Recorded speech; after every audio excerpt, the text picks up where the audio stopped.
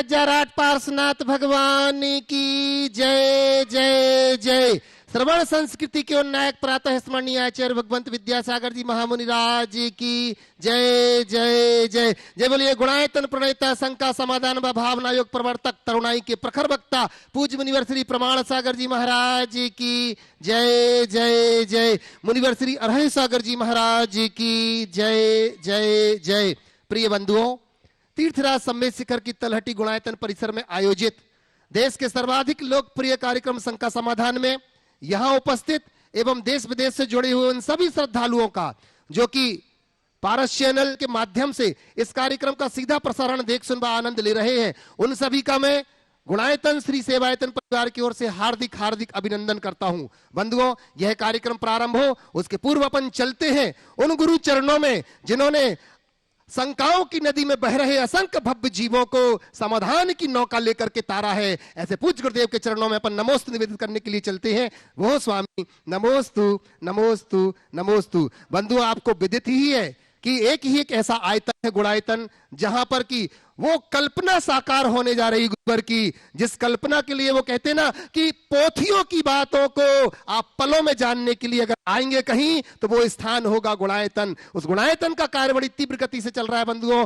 जो आपके सहयोग के बिना पूरा नहीं हो पाएगा। तो आज गुणायतन से निर्वाण निधि के रूप में जुड़ने वाले जो लोग हैं, श्री प्रकाश चंद जी तेजपाल जी जैन, जिनेन्द्र कुमार जी प्रकाश जी जैन रायपुर से, श्रीमती रेखा जी रूप नारायण जैन नागपुर से और गुप्तदान दिल्ली से आया है, संदीप जी माणिकलाल जी शाह इंदापुर पुणे से, विशाल अशोक गांधी आनंद गुलबर्गा से, वहीं अनंत राव जी श्रीधर जी जोशी हरल वाशिम से, स्वर्गीय पिस्ता देवी जी सराफ की स्मृति में श्री मुकेश सराफ जी जैन इंदौर से और श्रीमती निर्मला जी जैन, धीरेन्द्र जी जैन, नितिन जी नेहा जी जैन टीकमगढ़ से और श्रीमती रेखा जी संतोष शाह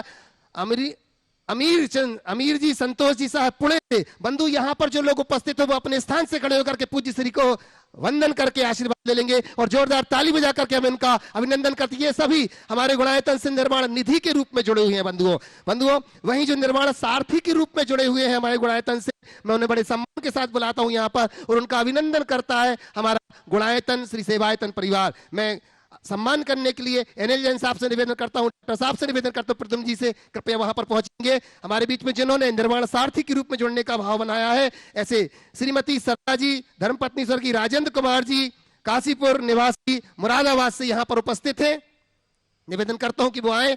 उन्हीं के साथ साथ श्री अरविंद कुमार जी श्रीमती सुषमा जी जैन ललितपुर से, वो नहीं है अरविंद जी श्रीमती सुषमा जी ललितपुर से हैं, कृपया आप आइएगा। आपने निर्वाण सारथी के रूप में गुणायतन से जुड़ने का जो भाव बनाया बड़ा श्रेय है, सराहनीय है। जोरदार ताली बजा करके हम इनका अभिनंदन करते हैं बंधुओं।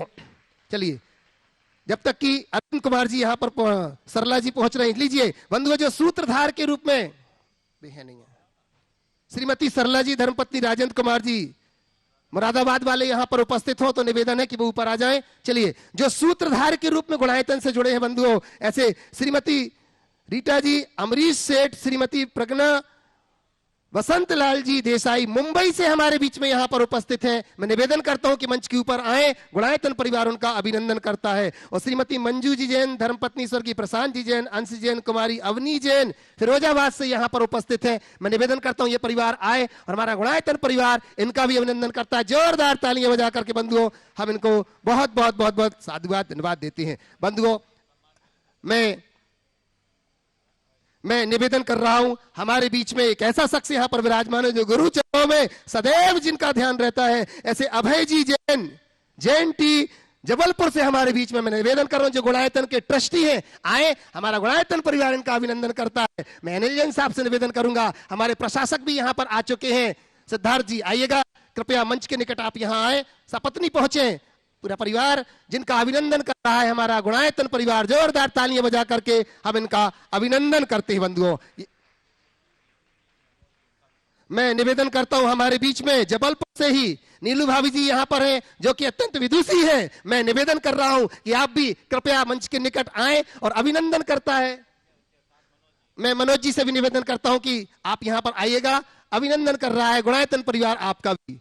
निवेदन कर रहा हूं मंच के निकट आ जाए नीलू भाभी जी और मनोज जी से निवेदन करता हूं कि आप आइएगा। जैन सिद्धांतों को जिन्होंने घोर करके घोट करके पिया है बंधुओं, सदैव स्वाध्याय में रत रहती हैं। ऐसी नीलू भाभी जी के लिए जोरदार ताली बजा करके, ग्रस्त में रह करके भी बंधुओं स्वाध्याय से अति प्रेम है इनको, उनके लिए जोरदार ताली बजाकर अभिनंदन लीजिए। आप नीलू जी का अभिनंदन कर रहे हैं, मैं निवेदन कर रहा हूं, आइएगा। एनएल साहब से निवेदन करता हूं, मनोज जी, नीलू जी लीजिए, आइएगा। तालियों के साथ पुनः अभिनंदन। और अब बंधुओं, जैसे कि आपको विदित है कि आगामी 10 तारीख से लेकर के 18 मार्च तक यहां पर सिद्ध चक्र विधान होना निश्चित हो चुका है। पूज्य श्री का सानिध्य और आशीर्वाद जिसमें रहेगा, जिनके प्रखर वक्तित्व में यह विधान संपन्न होगा। यह छंदों के साथ नहीं बंधुओं, संस्कृत के छंदों के साथ मंत्रमय यह विधान होगा, जिस विधान में पूर्व में जिन जिन लोगों ने भाग लिए हैं, आप उनसे पूछिएगा उनके जीवन में कैसा आमूलचूल परिवर्तन आया है। आप इस विधान में शामिल हो सकते हैं, मंडल लेकर के आप शामिल हो सकते हैं, नहीं तो आप चाहें तो जोड़े के रूप में भी शामिल हो सकते हैं। हमारे गुणायतन कार्यालय से आप संपर्क करके अपना नाम पहले से अपनी स्थान आरक्षित करा लें, जिससे कि हमारा गुणायतन परिवार आपको समुचित व्यवस्था दे सके। तो चलिए, प्रथम प्रश्न के लिए मैं यहां पर आवाज दे रहा हूं। हमारे बीच में श्री राजेंद्र जी सोनी केकड़ी से हमारे बीच में है, मैं निवेदन करता हूं कृपया आइएगा। वो अपना प्रश्न रख रहे हैं और उसी के बाद तैयार रहेंगे जैन प्रियंका गोधा।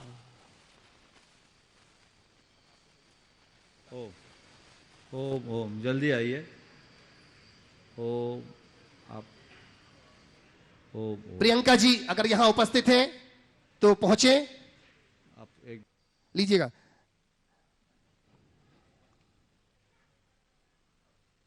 आइए, जैन विसुका जी वाकलीवाल अगर यहां पर उपस्थित हैं तो जब तक वो पहुंच जाएं, विसुका जी वाकलीवाल। और आज प्रथम प्रश्न के रूप में डॉक्टर प्रद्युम्न जी पहुंच रहे हैं। मैं निवेदन कर रहा हूं दिल्ली से डॉक्टर प्रद्युम्न जी, और तैयार रहेंगी जैन विसुका बाकलीवाल। नमोस्तु महाराज, नमोस्तु महाराज। महाराज, हम लोग सुबह नित्य पूजन करते हैं, उसमें 8 द्रव हम यूज़ करते हैं। उसमें हम देखते हैं जो पहले 3 द्रव हैं, जल, चंदन, अक्षत, और फिर उसके बाद आता है फल, धूप और अर्घ। इनका अर्थ एक ही हुआ, जन्म मृत्यु विनाशनाय, संसार ताप विनाशनाय या अक्षय पद प्राप्त है। बीच में 3 आते हैं, पुष्प आते हैं, नैवेद्य और दीपम। ये 3 तो ऐसे हैं कि हमें संसार से ही हम बीच में मांगते हैं, एक तरह से मोहन का विनाशनाय या फिर क्षुधा रोग विनाशनाय, और एक हो गया कामवान विनाशनाय। तो भाई हम 8 द्रव किस रूप में कब से चले हैं, ये क्यों इसको पूजते हैं? आज से कुछ दिन पहले मैंने इस पर बहुत विस्तार से उत्तर दिया है, वो क्लिप सुन लें। अगर मैं दूंगा तो अभी कम से कम मुझे 10 मिनट लगेंगे और वो दूसरों को तकलीफ देगा। आगे हाँ, राजेंद्र जी सोनी केकड़ी से, और तैयार रहेंगी अमृता जैन बादकपुर से। अपना नाम बोल दीजिए। नमोस्तु नमोस्तु महाराज जी, मेरा नाम राजेंद्र सोनी है, केकड़ी से। नमोस्तु महाराज जी, मेरा छोटी सी शंका है। नवीन ग्रह बनाया है जिसमें जिन भक्ति हेतु बनाए जाने वाले आराधना ग्रह में अष्ट मंगल या अष्ट प्रातिहार्य में से क्या लगाना ज्यादा उपयुक्त है? कृपया शंका समाधान करें। नमोस्तु नमोस्तु। देखिए, अपने घर में अष्ट मंगल रखना चाहिए। प्रातिहार तो तीर्थंकरों के महिमा बोधक चिन्ह हैं, वो तीर्थंकरों के साथ ही रहते हैं, इसलिए अपने घरों में प्रातिहार न रखें। अष्ट मंगल हर व्यक्ति को अपने घर में जरूर रखना चाहिए। नमोस्तु नमोस्तु। अगला हाँ, अमृता जैन बादकपुर से, और इसी के बाद तैयार रहेंगी रीनी भाई जी सागर से। पहले से आ जाएं, जिनका नाम लिया जाए वो पहले से यहाँ पर पहुंचे। मेरे व मेरे परिवार की ओर से महाराज जी के चरणों में बारंबार नमोस्तु नमोस्तु नमोस्तु। महाराज श्री, मेरा प्रश्न यह है कि जब हम लोग जाप वगैरह करते एक से अधिक, तो उसमें मन एकाग्रचित्त नहीं रहता, तो इसके लिए क्या करना चाहिए हमें? तो एकाग्र करने के लिए प्रयास करना चाहिए, मन लगाना चाहिए। मन का स्वभाव भागना है, उस भागते हुए मन को लगाना ही तो जाप का मूल उद्देश्य है। 108 में एक बार भी लग गया तो हमारा काम हो जाए। नमस्ते महाराज। रीनी भाई जी सागर से, तैयार रहेंगे मेधांश जैन कोटा से और भप्प जैन कोटा से। महाराज महाराज श्री के चरणों में त्रिबार नमोस्तु नमोस्तु नमोस्तु। महाराज श्री, मेरा प्रश्न यह है कि जिन प्रतिमा का प्रतिबिंब निहारते हुए व्यक्ति के मन में सर्वप्रथम कैसे भाव उत्पन्न होने चाहिए? मैं तो ये कहूँगा, भगवान के समक्ष जब भी जाओ तो मन में ये आना चाहिए, मैं दुनिया के सबसे सौभाग्यशाली व्यक्तियों में एक हूँ, क्योंकि आज मुझे भगवान से साक्षात मिलने का सौभाग्य मिल रहा है। मैं भगवान के निकट आ रहा हूँ, मैं भगवान के समक्ष हूँ, ये मन में भाव आए। ऐसा अहोभाव ही हमारे जीवन में बदलाव लाए। नमोस्तु। हाँ, मिधांश जैन और भव्य जैन कोटा से, और इसी के बाद तैयार रहेंगे अंकुर जी जैन दिल्ली से। महाराज जी, मेरी ये जिज्ञासा है कि अगर कोई सैनिक बॉर्डर पर जाकर बहुत सारे लोगों को मारता है और वो जैन हुआ, तो क्या उसको पाप मिलेगा या फिर पुण्य, और वो कौन सी गति में जाएगा? देखो, जो सैनिक है वो किसी को मार रहा है या देश की रक्षा के लिए लड़ रहा है? देश की रक्षा के लिए। तो रक्षा करना हमारा कर्तव्य है और मारना पाप। समझ गए? तो हमारे यहाँ दो बातें, एक अफेंस और दूसरा डिफेंस। समझ गए? तो अफेंस कोई करता है तो वो पाप का भागी है, लेकिन डिफेंस के लिए, अपनी रक्षा के लिए अगर कोई अस्त्र उठाता है, किसी की हिंसा करता है, तो वो उसके लिए क्षम्य है। समझ गए? तो वो उसके लिए पाप का कारण नहीं बनेगा, बल्कि पुण्य का कारण ही बनेगा। समझ गए? तो बॉर्डर पर यदि कोई आज सैनिक न रहे तो हम तुम यहाँ से अच्छी बातें कर पाएंगे, धर्म की बातें कर पाएंगे? क्या नहीं कर पाएंगे ना।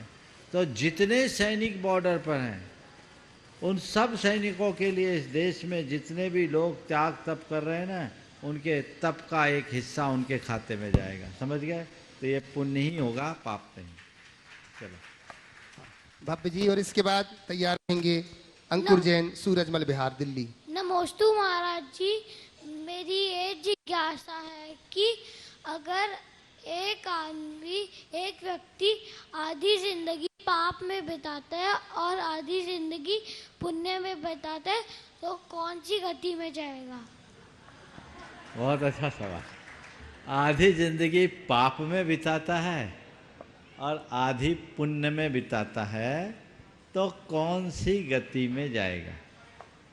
देखो, पाप और पुण्य को हर व्यक्ति को खुद भुगतना पड़ता है, इसमें कोई संशय नहीं, लेकिन अंत के समय में उसकी जैसी मति होगी वो वैसी गति में जाएगा।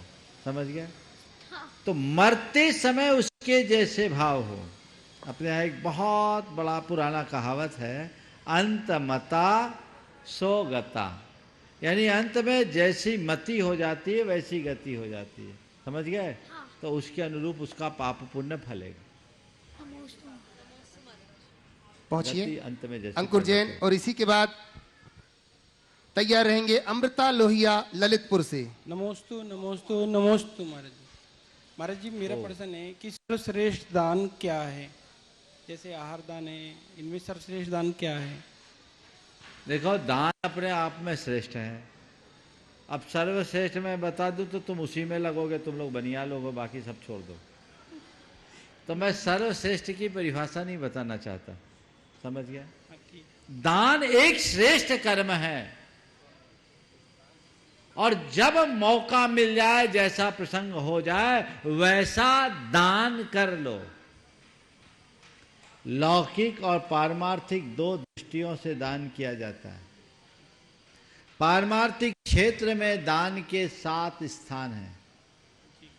जिन बिंब जिनागार जिन यात्रा प्रतिष्ठिकम दान पूजा सुसिद्धांत लेखनम सप्त क्षेत्र यो। इन 7 स्थानों में अपने धन का उपयोग करना चाहिए। ये पारमार्थिक है। जिनबिंब के निर्माण में, जिनागार मंदिर के निर्माण में, ये ऐसे है निमित्त जिनमें जो भी आएगा वो केवल पुण्य पाएगा।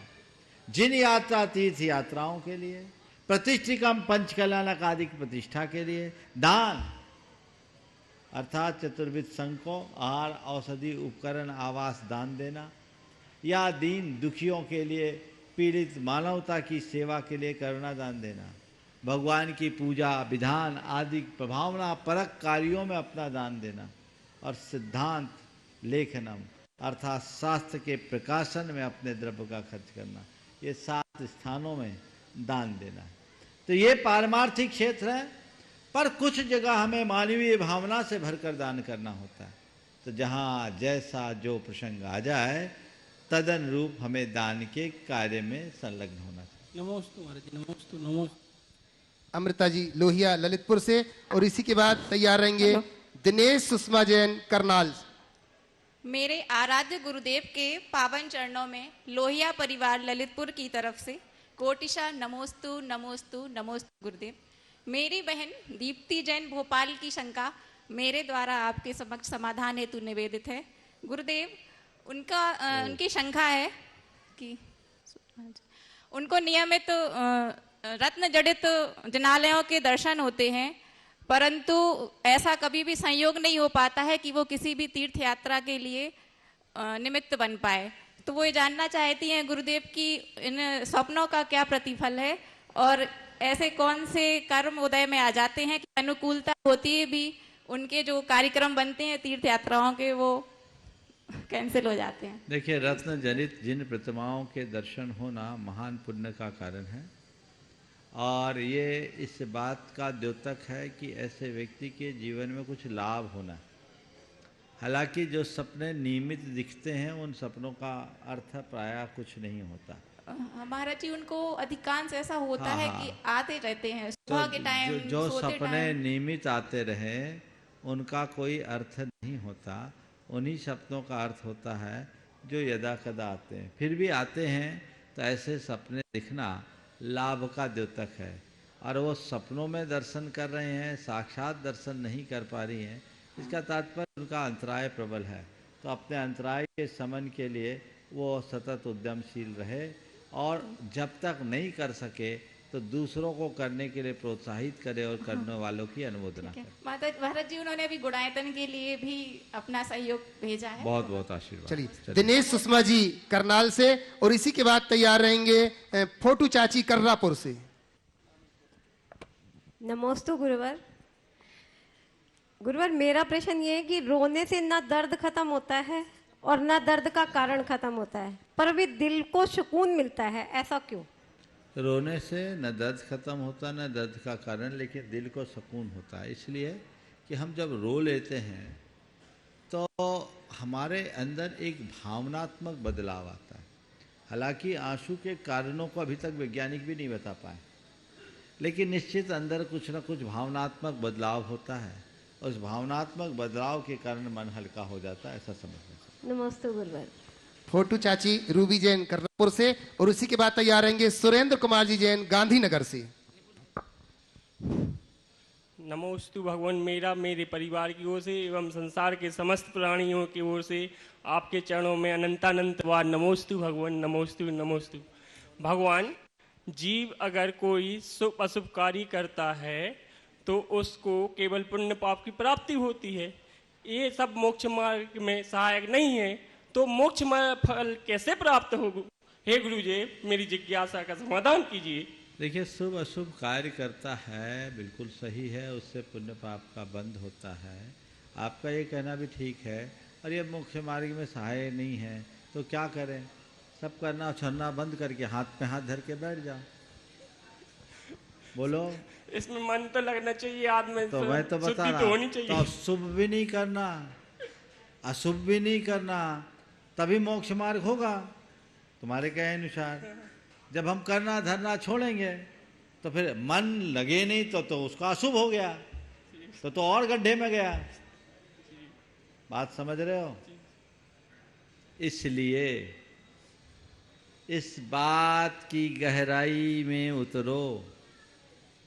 ये उपदेश जो अक्सर दिया जाता है कि शुभ अशुभ कार्यों में लगना मोक्ष मार्ग नहीं है, ये उपदेश अधूरा है। समझ गए? हाँ, उत्तर भूमिका में जब हम शुभ अशुभ से ऊपर उठेंगे तभी शुद्ध में पाएंगे। लेकिन जब तक हम अशुभ से बचे नहीं हैं तब तक शुभ में रमना ही तुम्हारा धर्म है। समझ में आ रहा है? जी जी जी। तुम तीर्थ की वंदना के लिए आए हो, ये शुभ है या अशुभ? शुभ है। इसको धर्म मान करके आए हो कि अधर्म? धर्म। भगवान की पूजा करते हुए शुभ है या अशुभ? शुभ। इसको धर्म मानते हुए अधर्म? धर्म। स्वाध्याय करते हुए शुभ है या अशुभ? शुभ। तो इसको धर्म मानते हुए अधर्म? धर्म। ये शंका पूछा है, प्रश्न किया है, शुभ है या अशुभ? शुभ है। इसको धर्म मानते हुए अधर्म? धर्म। तो अब बताओ तुम्हारा मोक्ष मार्ग इससे बाहर कहाँ है? अगर ये कह दिया जाए कि शुभ अशुभ क्रियाओं में मोक्ष मार्ग नहीं है तो गृहस्थों के जीवन में धर्म ही नहीं बचेगा। साधुओं के जीवन में धर्म बचेगा, और वो भी उनमें जो आत्मा में डूबे हैं।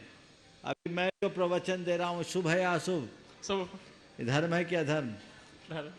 अरे शुभ अशुभ क्रिया में मोक्ष मार्ग नहीं है तो मैं शुभ क्रिया कर रहा हूं, ये मेरा मोक्ष मार्ग नहीं है। है ऐसा कोई आगम क्या? बोलो, ऐसा कोई आगम है? महाराज जी परंपरा से मोक्ष का कारण हमें परंपरा और साक्षात नहीं मालूम, हमें तो ये बता दो आप कि ये जो मैं कर रहा हूं ये शुभ है या अशुभ? शुभ है। ये धर्म है कि अधर्म? धर्म है। मोक्ष मार्ग है कि नहीं? जी है। तो फिर इसलिए शास्त्र को पढ़ो, शास्त्र के आशय को भी समझने की कोशिश करो। आजकल लोग कई तरह की व्याख्याएं करने लगे हैं। पुण्य की क्रिया के बिना तुम करोगे क्या? आचार्य कहते दानम पूया शील मुवासो सावयानम चौबिहो धम्मो। तुम्हारा 4 ही धर्म है, दान, पूजा, शील, उपवास। हाँ, कब? जब तुम्हारे लिए तत्व ज्ञान हो, तब आत्म श्रद्धान के साथ। यही तुम्हारा धर्म है। इसके अलावा तुम्हारे पास और कोई रास्ता ही नहीं है। समझे? हाँ, तो पुण्य की क्रियाओं में रुचि रखो और पुण्य के फल की उपेक्षा। लोग पुण्य का फल तो बड़े मस्ती से भोगते हैं और पुण्य की क्रिया में उदासीन रहना चाहते हैं, तो पाप में लीन हो जाओगे। समझ गए? तो पुण्य के फल को पाप का निमित्त मानकर त्यागो और पुण्य की क्रिया को पाप से बचने का आधार मानकर स्वीकार करो, अंगीकार करो। बिल्कुल, इसके बिना और कोई रास्ता नहीं। चलिए, नमोस्तु महाराज सुरेंद्र श्री। जी, एक प्रश्न और है। नमोस्तु महाराज श्री। हाँ, अपना नाम तीर्थंकर बोलो। के माता पिता के आहार होता है, निहार नहीं होता है। क्या वे तीर्थंकर उत्पन्न होने के पश्चात ऐसा होता है या पूर्व ही ऐसा हो जाता है?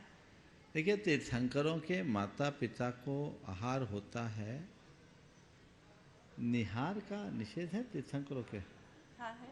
निहार नहीं होता माता पिता को, वो उनके शरीर की ऐसी विशेषता होती है। महान पुरुष हैं। हाँ, तो वो पहले से होती है कि शुरू तीर्थंकर से, के जन्म से।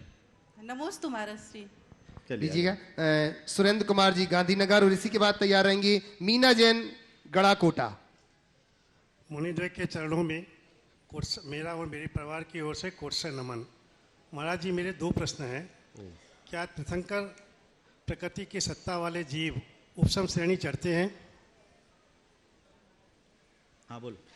क्या तीर्थंकर प्रकृति के सत्ता वाले जीव उपशम श्रेणी चढ़ते हैं? देखिए, तीर्थंकर प्रकृति की सत्ता वाले उपशम श्रेणी चढ़ते हैं, इसमें कोई निषेध नहीं, चढ़ सकते। तो उनमें पुरुषार्थ की हीनता भी पाई जा सकती है ना महाराज? तदभाव तीर्थंकर नहीं, जिनको आगामी भाव में तीर्थंकर बनना वो चढ़ सकते हैं। अच्छा, दूसरा प्रश्न महाराज जी ये है कि लवण समुद्र का जो जल की सतह का आकार मूर्जाकार है, और हमारा ज्योतिष मंडल जो है वो 790 से 900 योजन के बीच में है। तो जो लवण समुद्र के संबंधी जो सूर्य, चंद्रमा, तारे और नक्षत्र हैं, वो पानी के अंदर ही गमन करते होंगे ना महाराज श्री?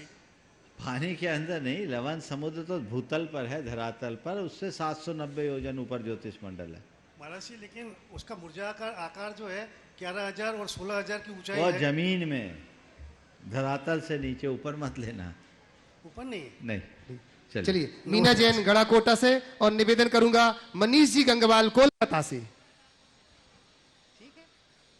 ओ बोलिए। महाराज, दोनों महाराज श्री के शरणों में मन से वचन से काय से बारंबार नमस्कार हो, नमस्कार हो, नमस्कार। हे महाराज श्री, हमारा क्वेश्चन ये है कि अभी आचार्य श्री ने कुंडलपुर में वो सहस्त्रकूट जिनालय का पंचकल्याणक हुआ था, तो उसमें प्रतिमा है जो रखी गई है, उसमें चिन्ह नहीं है, तो उसको अपन कौन से भगवान मानेंगे? नमस्ते महाराज। वहीं पूछ लेते।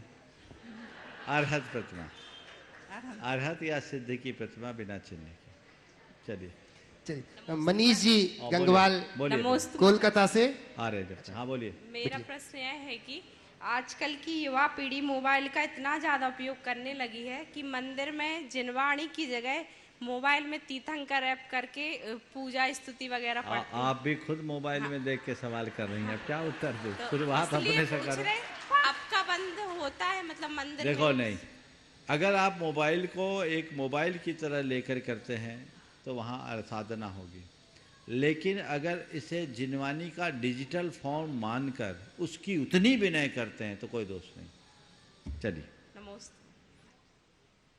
मनीष जी गंगवाल कोलकाता से, और इसी के बाद नमस्ते महाराज निवेदन करूंगा निर्मला जी टीकमगढ़ से। प्रमाण सागर जी महाराज की जय। कोई शंका है ही नहीं महाराज जी, आपको देख के सारी शंका दूर हो जाती है। क्या प्रश्न करूं? मैं ये पूछना चाहता हूं महाराज श्री कि भाव और सोच में क्या फर्क है? आदमी की भाव ज्यादा स्ट्रांग होनी चाहिए कि सोच ज्यादा स्ट्रांग होनी चाहिए? बहुत ही अच्छा सवाल किया आपने। भाव और सोच, पहले भाव क्या है और सोच क्या है इसे समझे। हमारी चेतना में जो संस्कार जमे होते हैं, उन संस्कारों की अभिव्यक्ति का नाम भाव है। समझ गए? हमारे हृदय में जो शुभ अशुभ भाव होते हैं वो हमारे पुरातन कर्म संस्कारों के परिणाम स्वरूप होते हैं। तो भाव हमारे संस्कारों का परिणाम है। मनोविज्ञान की भाषा में अगर मैं बात करूं तो हमारे सबकॉन्शियस माइंड में जिस तरह के संस्कार फीड होते हैं, उन संस्कारों के अनुरूप ही हमारे भाव होते हैं, और भाव से हमारे मन में विचार या सोच बनती है। कोई भी भाव बढ़ते बढ़ते जब वो हमारे स्थायी भाव में परिवर्तित हो जाते हैं तो वैसी हमारी सोच बन जाती है, और जैसी सोच बनती है वैसी हमारी प्रवृत्ति होती है, और जैसी प्रवृत्ति होती है वैसा चरित्र बनता है। तो संस्कार से भाव, भाव से विचार या सोच, सोच से प्रवृत्ति, और प्रवृत्ति से चरित्र।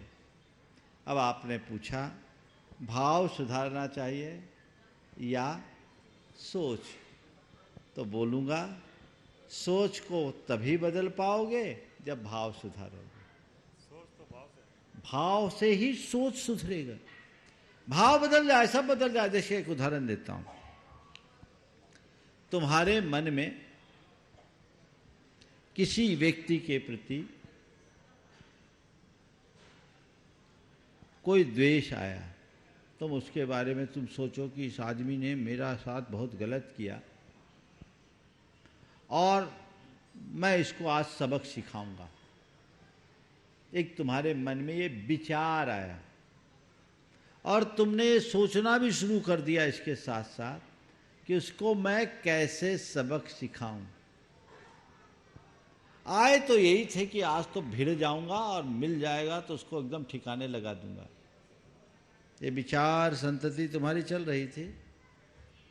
सभा में आए और सभा में आकर के अचानक सुना कि किसी से बैर भाव रखना ठीक नहीं, किसी से द्वेष रखना ठीक नहीं, कटुता का परिणाम बहुत बुरा होता है, हमारे साथ कोई कितना भी बुरा कर दे उसे हमें क्षमा कर देना चाहिए। और तुमने सोचा ठीक है महाराज जी बिल्कुल सही करें, क्षमा कर दो, और मैंने उसको क्षमा कर दिया। अब क्या हुआ? क्या बदला? भाव बदला, भाव के बदलते ही विचार बदल जाएगा। समझ गए? तो विचार भाव से संचालित होते हैं और भाव को संस्कार जन्म देते हैं। तो अपने संस्कारों को ठीक करने के लिए निरंतर अपने भावों को संभालो, भावना योग करो। जैसे भाव हम अपने हृदय में फीड करेंगे, अपने अवचेतन मन में अंकित करेंगे, वैसे संस्कार जम जाएंगे। हमारे भाव बदलेंगे, भाव बदलेंगे तो विचार बदलेंगे, विचार बदलेंगे तो प्रवृत्ति बदलेंगे, प्रवृत्ति बदलेगी तो चरित्र बदलेगा, और चरित्र बदलेगा तो जीवन बदल जाएगा। सब बातें एक से। नमस्ते। निर्मला जी टीकमगढ़ से, और उसी के बाद तैयार रहेंगे डॉक्टर मनीषा जी ग्वालियर से। मेरे और मेरे परिवार की तरफ से दोनों महाराज जी के चरणों में बारंबार नमोस्तु नमोस्तु नमोस्तु। महाराज श्री, ये प्रश्न मेरे बेटे का है जो करीब 7 साल से अमेरिका में था। आज वो और उसकी टीम पूरे भारत में पशु रक्षा आंदोलन चला रही है, और इसके लिए उन्होंने बहुत बड़े स्तर पर वो काम भी कर रहे हैं। लोगों को मांस मदिरा आदि छोड़ने के लिए प्रेरणा दे रहे हैं। जैन मंदिरों में भी जगह जगह वो ढोलक रख रहा है। तो उसका ये प्रश्न है महाराज जी, कुंडलपुर जैसे महामहोत्सव में 27 रथ निकाले गए, पर एक भी हाथी घोड़े का वहाँ इस्तेमाल नहीं हुआ, और कृत्रिम हाथी घोड़े जगह जगह से मंगाए गए, प्लास्टिक के थे या किसी और चीज़ के बने थे। तो महाराज श्री, उसका कहना है कि आपके द्वारा ये संदेश जन जन तक पहुँचे कि सभी जगह के कार्यक्रमों में इस तरह के हाथी घोड़े का इस्तेमाल न करके कृत्रिम हाथी घोड़ों का इस्तेमाल किया जाए, क्योंकि उसने इस बात पर बहुत शोध किया है कि उन्हें बहुत तरह की यातनाएं दी जाती हैं जब उन्हें इसके लिए तैयार किया जाता है। कृपया महाराज जी देखिए, दया हमारे धर्म का मूल है और हमें इन बातों पर विचार करना चाहिए। आपने बिल्कुल ठीक कहा, टीकमगढ़ में किसी भी तरह के कृत्रिम हाथी घोड़ा का प्रयोग नहीं किया गया, कृत्रिम हाथी घोड़ा का हुआ। हालांकि हाथी घोड़े का प्रयोग सर्वथा अनुचित नहीं है, ये मांगलिक प्रतीक होते हैं, बशर्ते उनके ऊपर यातना ना हो। अगर शोभा के रूप में ऐसे ही उन्हें चलाया जाता है तो कोई दोष नहीं, पर उनमें बोझ बन जाए तो बहुत बड़ा दोष है। और आज के समय में तो बिल्कुल हमें वही अनुकरण करना चाहिए जैसा गुरुदेव ने हमें संदेश दिया। तो हमने अनेक बार इस विषय में प्रकाश भी डाला है। समय के अनुरूप परिवर्तन करना चाहिए और प्राणियों की पीड़ा का परिहार होना चाहिए। नमोस्तु गुरुदेव। डॉक्टर मनीषा जी ग्वालियर से, और इसी के बाद निवेदन करूंगा मैं नीलू भाभी से जबलपुर से। नमोस्तु महाराज जी, नमोस्तु महाराज जी। जिनका नाम लिया वही बोले। हाँ, मैं डॉक्टर मनीषा जैन ग्वालियर से। ठीक ठीक। और महाराज श्री भक्तांबर पर अटूट श्रद्धान। मैंने भक्तांबर में PhD किया है। डॉक्टर मंजू दीदी नागपुर और डॉक्टर अर्चना दीदी नागपुर, ये दोनों मेरे हेड गाइड और गाइड हैं। महाराज श्री, मेरी बहुत ज़्यादा तबीयत खराब हो गई थी, लेकिन भक्तांबर से मेरा मतलब ये समझिए लंग्स बिल्कुल श्रिंक हो गया था। डॉक्टर ने कह दिया था कि आपका एक लंग्स श्रिंक हो चुका है, आप दूसरे को बचा के रखें। और मैंने उनको चैलेंज किया था कि मैं भक्तांबर से इसको ठीक कर लूँगी। तो महाराज श्री, उस टाइम मैं PhD कर रही थी। मैंने मंजू दीदी और अर्चना दीदी कहने से 45वां श्लोक किया और पम बीज अक्षर किया। एक ही महीने में मैं रिकवर हो गई और नागपुर ट्रेनिंग के लिए पहुंच गई।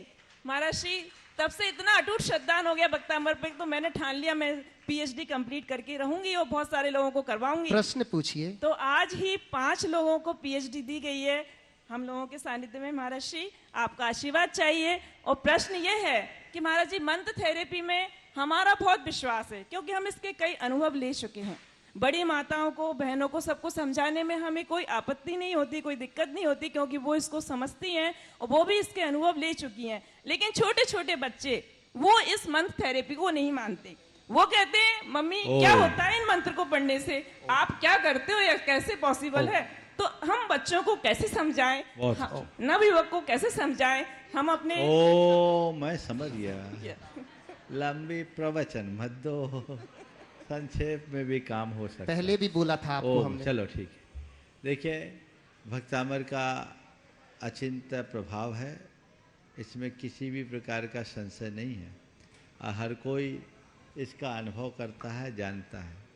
बहुत प्रसन्नता है कि वर्तमान में भक्तांबर स्तोत्र को बहुत ही ऑर्गेनाइज तरीके से प्रचारित किया गया और उसका लाभ लोगों को मिल रहा है।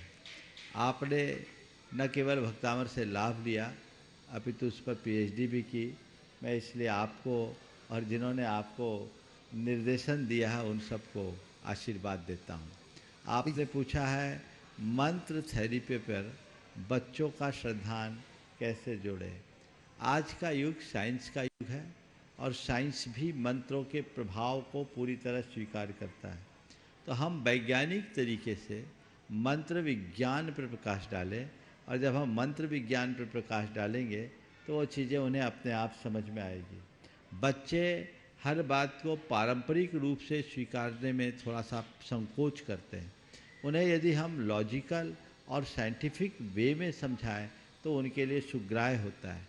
हमारे लिए इसके पर्याप्त प्रमाण है। कल्याण फ्रीक्वेंसी की जो प्रक्रिया है वो एक प्रकार के मंत्र शास्त्र को ही बताता है। हमारे भावों के तरंग का प्रभाव क्या होता है ये आज किसी से छिपा नहीं है। अमेरिका में प्रार्थना और मंत्र आराधन पर हुए शोधों का जब हम प्रमाण बच्चों के बीच प्रस्तुत करते हैं तो ये बात स्पष्ट होती है और स्थापित होती है कि हमारे जीवन में मंत्र आराधन का क्या प्रभाव है। हम वैज्ञानिक तरीके से उसे प्रस्तुत करें, निश्चित लाभ मिलेगा। हाँ, नीलू भाभी जी पहुंच रही है। बंधुओं, हमें बड़ी प्रसन्नता है कि आज निर्माण निधि के रूप में जो यहाँ पर जुड़े हुए हैं श्रीमती शशि जैन, धर्मपत्नी स्वर्गीय ऋषभ कुमार जी जैन जबलपुर से, तालियां बजा करके उनका अभिनंदन करते हैं। और आज निर्माण सारथी के रूप में जो जुड़े हैं बंधुओं, श्री महेश जी जैन, श्रीमती सुशीला बाई जी जैन, श्री कुमार जी जैन, हर्ष जैन कटनी से यहाँ पर उपस्थित है। जोरदार तालियां बजा करके निवेदन करता हूँ मंच के ऊपर आ जाए, वो प्रश्न भी पूछेंगे और अभिनंदन करता है हमारा गुणायतन परिवार। महाराज जी, आप जब कुंडलपुर आए थे 18-17 साल पहले, पूरा विहार करके मेरठ दिल्ली का, और आपके प्रथम आहार मेरे यहाँ हुए थे। सब कहते थे विहार के बाद प्रथम आहार होना तुम बहुत भाग्यवान हो।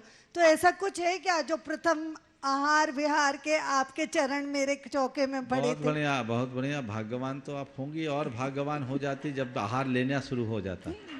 चलिए नीलू भाभी जी अपना प्रश्न रख रही हैं और हमारे निर्माण सारथी यहाँ पर पहुंच गए। इस प्रश्न के पश्चात हम उनका अभिनंदन करेंगे। हाँ, जल्दी से। मुनिदय के चरणों में शत शत नमोस्तु।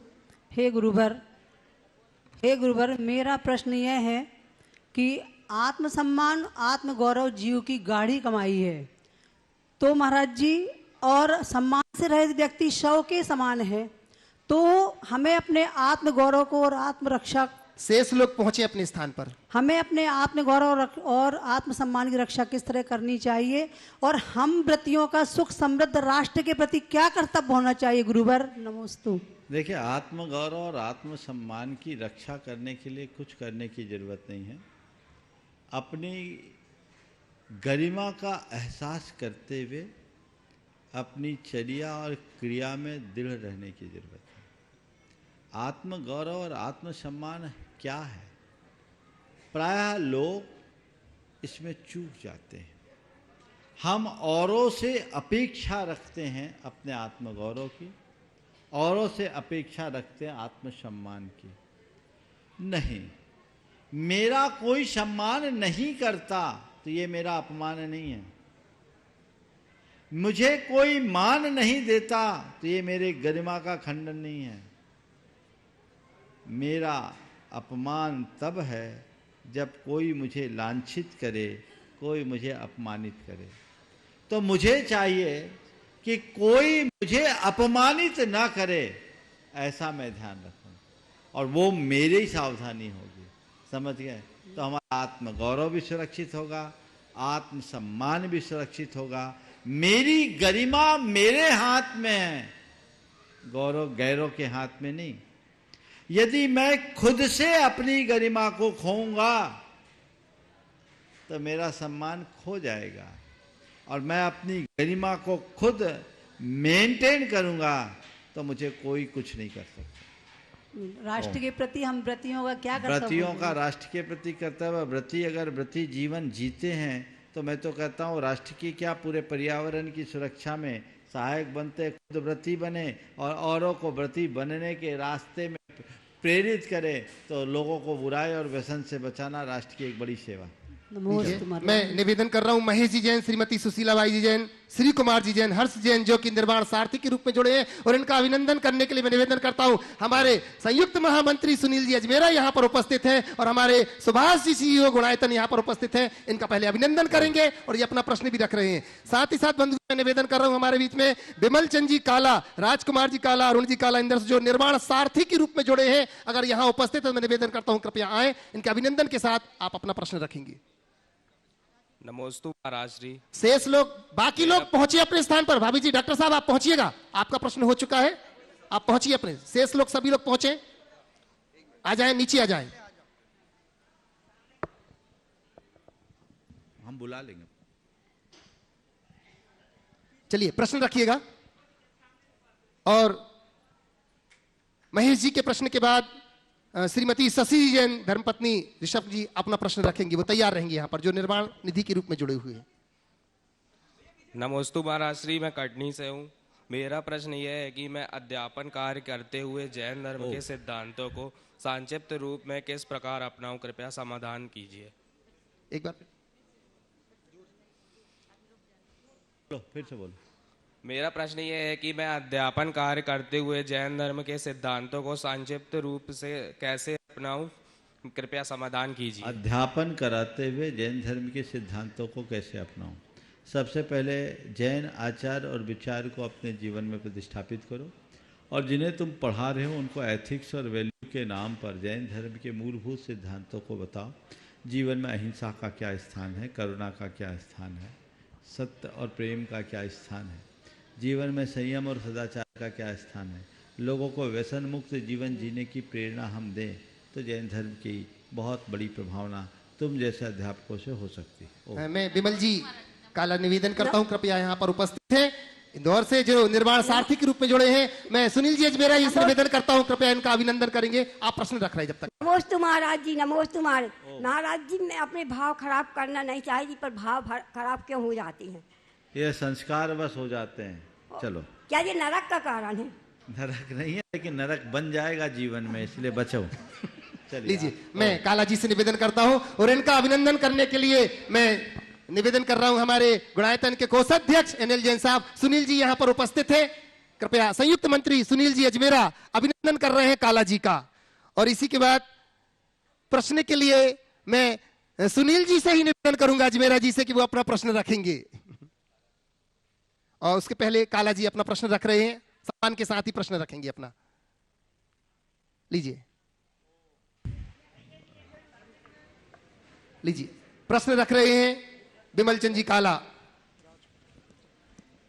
परिवार से, राजकुमार जी काला, अरुण जी काला। समस्त काला परिवार सनावत की तरफ से नमोस्तु महाराज जी, नमोस्तु महाराज जी, नमोस्तु महाराज जी। महाराज जी, मेरा प्रश्न है कि हमारी पीढ़ी आजकल एक चीज के पीछे बहुत ज्यादा भागती है, वो है फन करने के पीछे।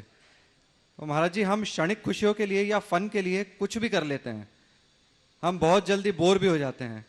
महाराज जी, हम लोगों में एक जुमला भी बहुत चलता है कि I am getting bored, let's do some fun.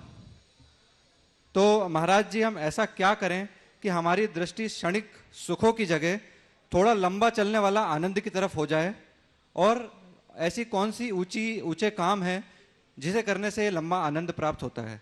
बहुत अच्छी बात है। फन की बात आज की पीढ़ी कहती है। सच्चे अर्थों में देखा जाए तो हमारी संस्कृति ही हमें फन का पाठ पढ़ाती है, पर अंतर ये है कि आज की पीढ़ी क्षणिक फन में ही अपने आप को आनंदित होती है, महसूस करती है। दीर्घकालिक सुख या आनंद की अनुभूति से वो वंचित है। इसकी मूल वजह यह है कि आज के लोग चीज़ों में फन खोजते हैं, जबकि फन का मूल चीज़ों में नहीं, मन में।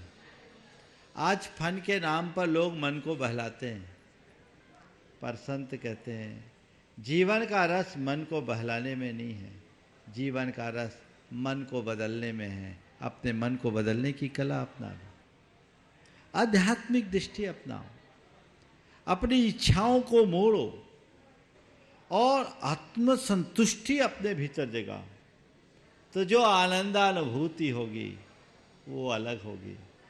लोग बोलते हैं एंजॉय करो, मैं इसे दूसरे रूप में कहता हूँ, अगर एंजॉय चाहिए तो इन आ जाओ। एंजॉय को मैं थोड़ा तोड़ के बोल रहा हूं, इनजॉय। असल जॉय भीतर है, बाहर नहीं। बाहर तो केवल और केवल मृगमरीच का है, वहां हासिल कुछ भी नहीं होने वाला। तो हम भीतर की तरफ देखने की कोशिश करें।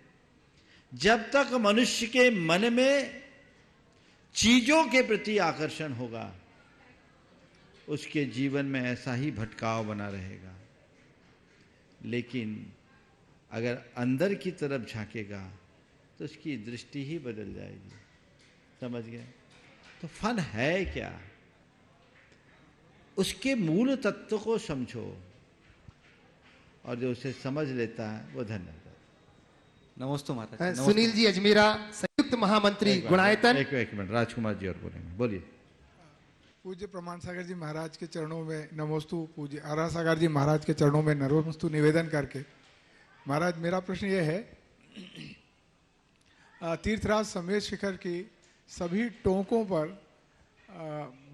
किन किन भगवान श्री के निर्वाण का, इसका रहस्य तो आपने बता दिया था महाराज। इन सब टोंकों के जो नामकरण हुए हैं, ये भी जरूर कुछ न कुछ तो अर्थ रखते होंगे, और आपसे अनुरोध ये है कि महाराज कृपया ये स्पष्ट करवा दीजिए। देखिए, हमारे टोंकों के जो नाम हैं ये रूढ़ी नाम है। जिन टोंक का ललित कूट, निर्जर कूट, स्वर्णभत कूट, नाटक कूट और जो कूट है, प्रभास कूट, अन्य अन्य जितने कूट है, ये रूढ़ी नाम है। इसकी कोई वजह नहीं है, बस हैं इसलिए है। महाराज जैसे सिद्धवर कूट है, तो पहला सिद्धवर कूट कौन सा हो रहा होगा? अब देखिए, सिद्धवर कूट से चूंकि आप संबद्ध हो, स्वाभाविक है उधर झुकाव रखना। अब वो सिद्धवर कूट अलग एक स्थान का नाम, लेकिन यहाँ तो सब सिद्ध कूट है। इस अर्थ में समेत शिखर के ये जो हैं, इनके नाम रूढ़ी नाम है। बाकी अन्य हमारे देश में जहाँ जहाँ से मोक्ष हुआ है, वो अलग अलग नगरों और गांवों के नाम पर नाम। नमस्ते महाराज। सुनील जी अजमेरा, संयुक्त महामंत्री गुणायतन। और तैयार रहेंगे विनीत जी सिंघई पाटन कोनी जी से साकेत जी देवरी के साथ।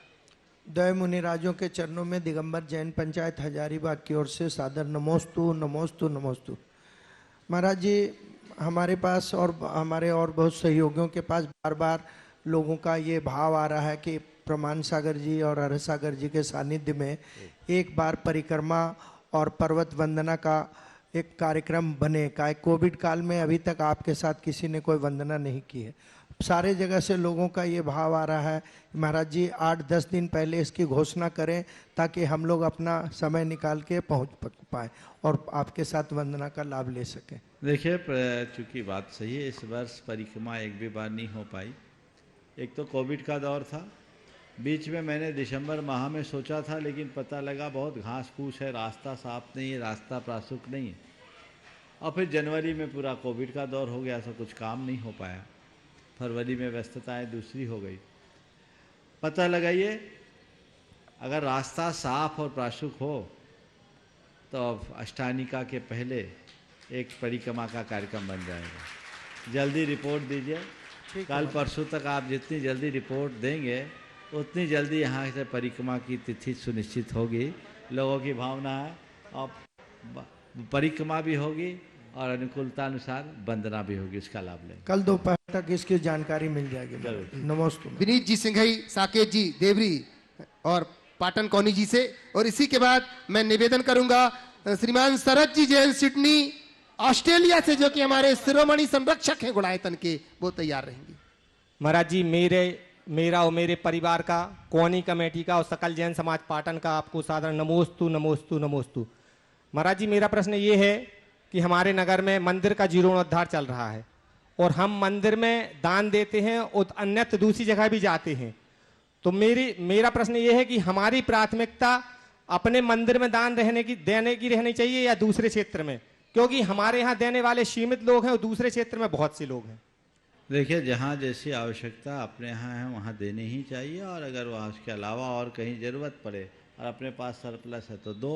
और भगवान से प्रार्थना करो, हे भगवान मुझ में ऐसी सामर्थ्य हो कि मैं हर जगह दे सकूं, कहीं मेरे पास कमी नहीं। नमस्ते महाराज जी। नमस्ते। सुनील शरद जी जैन सिडनी से यहाँ उपस्थित। चलिए, मैं निवेदन कर रहा हूँ हमारे बीच में श्रीमान दिनेश जी पापड़ीवाल शिरोमणि संरक्षक हैं जो कि और न्यायाचार्य भी हैं। मैं निवेदन कर रहा हूं कि अपना प्रश्न लेकर के यहाँ पर आ रहे हैं प्रभाकांत जी, धीरेन जी, और इनका अभिनंदन कर रहा है हमारा गुणायतन परिवार। में निवेदन करता हूं सुनील जी अजमेरा जो कि हमारे संयुक्त महामंत्री है, पहले इनका अभिनंदन करेंगे, सम्मान कर रहे हैं सुनील जी अजमेरा, धीरेन जी का और प्रभाकांत जी का। जोरदार तालियां बजा करके हम इनका अभिनंदन करते हैं सुनील जी अजमेरा। और उसके बाद प्रश्न रखेंगे और इसी के बाद तैयार रहेंगे रिद्धि जैन मेरठ से।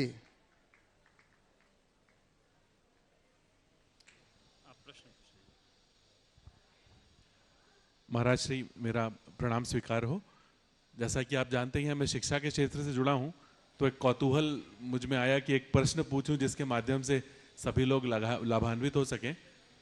आज दुनिया भर में जितनी भी शिक्षा व्यवस्थाएं हैं, सब कुछ ना कुछ मूल्य तो देती हैं, कुछ ना कुछ जीवन मूल्य देती हैं, कुछ वास्तविक मूल्य देती हैं। पर आज की शिक्षा व्यवस्था बहुत अच्छी है, अच्छे स्कूल्स हैं और हम लोग बहुत लाभान्वित भी होते हैं, परंतु कुछ कमी सी तो है, ऐसा लगता है। तो मेरा आपसे प्रश्न है कि शिक्षा व्यवस्था में और क्या चीज़ें हों या कैसे हों कि हमारे जीवन मूल्य जो हैं, जो दिन प्रतिदिन ह्रास की ओर जा रहे हैं, उसको लेकर के आया जाए और कैसे क्या किया जाए कि हमारे जो बोर्ड और कॉम्पिटिटिव एग्जाम्स हैं वहाँ भी कुछ मूल्यों की बात हो और ऐसा कुछ एक वृहद सा ऐसा एक वृहद सी व्यवस्था बने जिसमें जीवन मूल्य भी आपको सफल बनाने में। बहुत सुंदर, बहुत सुंदर। सबसे पहले तो मैं धीरेन जी से सबका परिचय कराना चाहूँगा। धीरेन जी शिक्षा जगत में बहुत अच्छा काम करते हैं। लाइफ केयर इनका ऑर्गेनाइजेशन है जिसका टाइटल है लुकिंग इन फ्यूचर एजुकेशन। ये बहुत अच्छे कंसल्टेंट हैं और आज एक विशेष प्रयोजनवश यहाँ आए हैं। ये शिक्षण संस्थानों की स्थापना के लिए अपनी कंसल्टेंसी देते हैं। साथ में प्रभाकांत जी भी हैं, साथ में आ जाओ। ये लोग काफ़ी अच्छा कार्य कर रहे हैं और एक नई संभावनाओं पर विचार करने के लिए यहाँ पर। हमारी संस्कृति में एक वाक्य है, सा विद्या या विमुक्ति। मूल्यहीन शिक्षा को हमारे यहाँ शिक्षा ही नहीं कहा। हमारे यहाँ वही शिक्षा को अर्थवान कहा गया जिसके साथ मूल्यों की भी प्रतिष्ठा हो। वर्तमान की शिक्षा पद्धति को मैं गलत तो नहीं कहूँगा, पर अधूरी जरूर कहूँगा, क्योंकि आज केवल बौद्धिक विकास की तरफ ध्यान दिया जा रहा है, जबकि मनुष्य के बौद्धिक विकास के साथ साथ उसका नैतिक, चारित्रिक और भावनात्मक विकास भी होना चाहिए।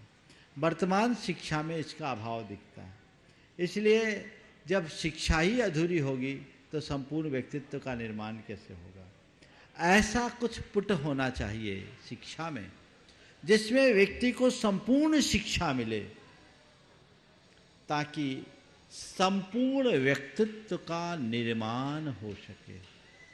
आज फोकस पूरी तरफ एक दूसरी तरफ जा रहा है, लर्निंग एंड अर्निंग, जबकि हमारी संस्कृति कहती है लर्निंग अर्निंग के बीच में लिविंग।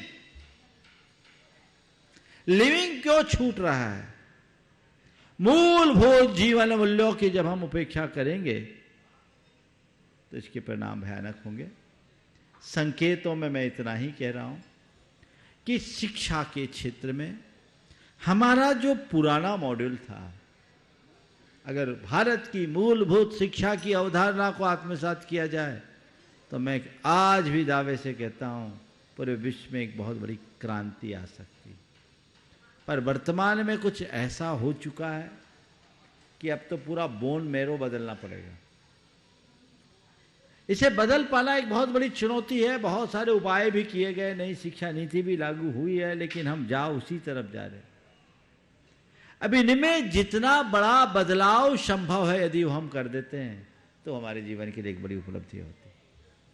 प्रभाकांत जी और उसके बाद तैयार रहेंगी रिद्धि जैन मेरठ से, जो स्तंभ के रूप में जोड़े और आज संपूर्ण मांगलिक क्रियाओं करने का सौभाग्य भी मिला इनको। गुरुदेव के चरणों में नमोस्तु नमोस्तु नमोस्तु। महाराज श्री, एक रिसेंटली एक अनुभव रहा था कि क्रिया और प्रतिक्रिया में जो अंतर होता है, तो काफ़ी प्रयास किया कि मेरी प्रतिक्रिया नहीं हो, लेकिन मुझे कुछ लगा कि मैं फिर भी रिएक्ट कर गया। तो महाराज श्री, प्रतिक्रिया करते वक्त मैं किन विशेष बातों का ध्यान रखूं ताकि आने वाली और समस्याओं से देखिए, बच सके? प्रतिक्रियाएं तो स्वभाव होता है। आपने प्रश्न किया, ये आपकी क्रिया है, मैं उत्तर दे रहा हूँ, ये प्रतिक्रिया है। प्रतिक्रिया से बचना प्रवृत्ति में संभव नहीं है, लेकिन हम नकारात्मक प्रतिक्रियाओं से अपने आप को बचा सकते हैं और उसके लिए 2 कमांड अपने चित्त में दें। मुझे संयत रहना है, मुझे धीरज रखना है। तुरंत प्रतिक्रिया से हम अपने आप बच जाएंगे। मुझे संयम रखना है और मुझे धीरज रखना है। ये 2 वाक्य जिसके अंतश्चेतना में बैठ जाएंगे उसके जीवन में बदलाव आए। ओम नमोस्तु गुरुदेव। रिद्धि जैन मेरठ से बस, और इसके बाद हाँ। नमोस्तु महाराज श्री। महाराज श्री, मेरा प्रश्न है, सामान्य देखा जाता है कि व्यक्ति के जीवन में 2 चीज़ें होती हैं, एक है उसका भाग्य और दूसरा है कर्म। तो महाराज जी, इन दोनों में क्या अंतर है? कल भी ये सवाल आया, परसों भी आया है ना, तो इस पर काफ़ी विस्तार से मैंने उत्तर दे दिया है। पुराने क्लिप को आप देख लेना। आप ये मान लो आपका भाग्य था कि नंबर लग गया, कर्म किया, फिर भी यहाँ आ गए, कसर रह गई, उत्तर थोड़ा मिला, समय हो गया। बोलिए परम पूज्य नमोस्तु।